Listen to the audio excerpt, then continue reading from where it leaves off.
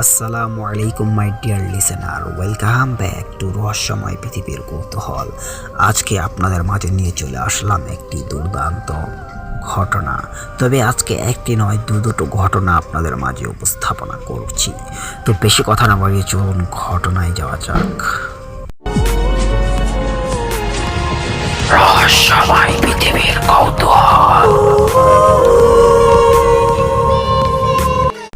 আমার নাম রুদ্র, বাসা চুয়াডাঙ্গা জেলার আমলঙ্গা থানায়। আমি হরর বা প্যারানর্মাল অ্যাক্টিভিটিস সম্পর্কে কখনো বিশ্বাস করতাম না যদি এই ঘটনাটি আমার সাথে না ঘটতো। 28শে ফেব্রুয়ারি 2008, সে আজ থেকে প্রায় 6 বছর আগের কাহিনী। সেদিন আমার বন্ধু আর আমি দুজন মিলে ঠিক করলাম মাছ ধরতে যাব। তো যেই বাবা সেই কাজ। টাইমটা ঠিক করা হলো ভোর 4টার সময়। আমার বন্ধু শাহেদ রাতে ডাক দেওয়ার সাথে সাথে আমার ঘুম ভেঙে গেল। আমার মাছ ধরার খুব শখ, তো সেই কারণেই উত্তেজনায় সারা রাত ঘুমাতে পারিনি। দরজা খোলাই হাঁটা শুরু করলাম। আমি শুনেছিলাম যে গভীর রাতে কেউ ডাকলে 3বার ডাকার পর সাড়া দিতে হয়, কিন্তু এত কিছু মনে ছিল না তখন। রাস্তায় চলার সময় ও শুধু আমার পিছন পিছন হাঁটছিল। আমি যতই বলি আমার সামনে আসতে, সে মানল না।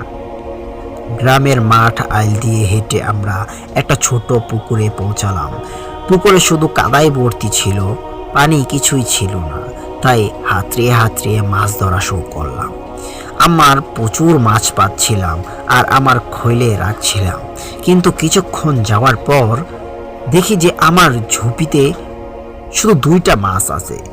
আমি মাছ ধরতে ধরতে দেখি আমার পিছনে থাকা বন্ধু ঝাঁপি থেকে একটা একটা করে মাছ নিচ্ছে আর গিলে ফেলছে। চারিদিকে যোজনা থাকায় আমার আর কিছুই বুঝতে অসুবিধা হলো না।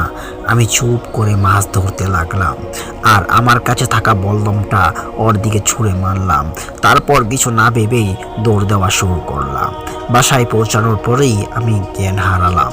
পরে শাহেদকে জিজ্ঞাসা করলাম কি হয়েছিল। সে বলল, আমি ডাকতে এসে দেখি তুই চলে গিয়েছিস। তারপর আমি বাসায় ফিরে গিয়েছি, আমি আর মাছ ধরতে যাইনি। তারপরের দিন আমরা ওই ডাঙ্গায় যাই। ডাঙ্গায় যাওয়ার পর দেখতে পাই একটি কালো কুচকুলে কাক সেখানে পড়ে আছে। তারপর থেকেই ভৌতিক বিষয়ে আমি বিশ্বাস করতে শুরু করি। তো এই ছিল আমার একটি ছোট্ট জীবনের সাথে ঘটে যাওয়া প্যারানর্মাল ঘটনা। Spirit, be here with me. তো ঘটনাটি খুবই ভালো লাগলো। তো এবার আমরা দ্বিতীয় ঘটনায় চলে যাচ্ছি। আনুমানিক 50 বছর আগের ঘটনা। বিলকিস বেগমের একটি ছোট ছেলে, বয়স 4 থেকে 5 হবে। তার সাথে একদিন হঠাৎ একটি অপরিচিত বাচ্চা ছেলে খেলতে এলো। সারা বিকেল একসাথে থাকার পরেও সে ছেলেটা সন্ধ্যাবেলাও খেলতে চাইল। সেই সময়টা ছিল বিলকিস বেগমের ছেলেটির পড়তে বসার সময়। অপরিচিত ছেলেটি পড়ার সময়ও বিরক্ত করছিল, তাই সে বাধ্য হয়ে মাকে ডাকলো। বিলকিস বেগম এসে ছেলেটিকে বললেন বাড়ি ফিরে যেতে, কিন্তু ছেলেটি যেতে চাইল না। এক সময় তিনি একরকম জোর করেই তাকে বাড়ি পাঠাতে চাইলেন এবং দরজা পর্যন্ত এগিয়ে দিলেন। যাওয়ার সময় ছেলেটি বাড়ির পিছন দিকে হেঁটে গেল। পিছনে ঘুরে কেমন অদ্ভুত ভাবে হাসলো আর হাতের ইশারায় বিলকিস বেগমকে ডাকলো।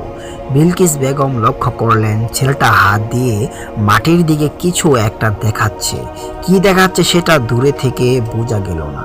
তিনিও আর বেশি মাথা ঘামালেন না, ভাবলেন বাচ্চা ছেলের খেলায়। ঘরে ফিরে গেলেন বিলকিস বেগম। সেই সন্ধ্যার ঘটনার পর দিন বিলকিস বেগমের ছেলের জ্বরে পড়ল।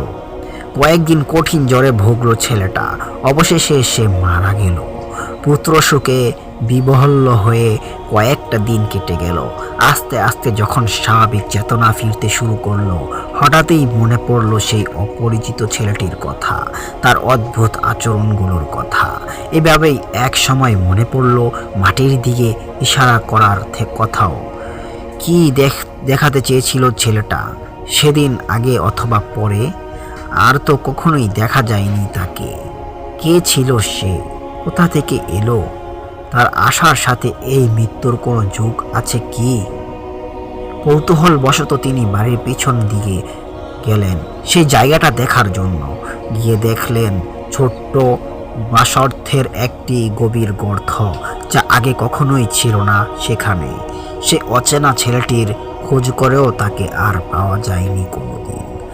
হতে পারে সেই অশরীরী কেউ তার বাচ্চার জীবন নিয়ে গিয়েছে।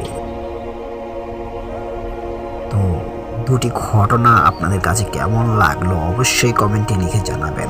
আর হ্যাঁ, আপনাদের কাছে যদি এমনই অদ্ভুত রকম ভৌতিক রোমহর্ষকর ভয়ানক ঘটনা থাকে বা কারো কাছ থেকে শুনে থাকেন, আমার এখানে শেয়ার করতে পারেন। চাইলে আপনি ভয়েস ইমেলও পাঠাতে পারেন। আর আমার ইমেল অ্যাড্রেসটি হলো fahimashraf10@gmail.com। তো আর দেরি কিসের, এখনই আপনার ঘটনা পাঠিয়ে দিন।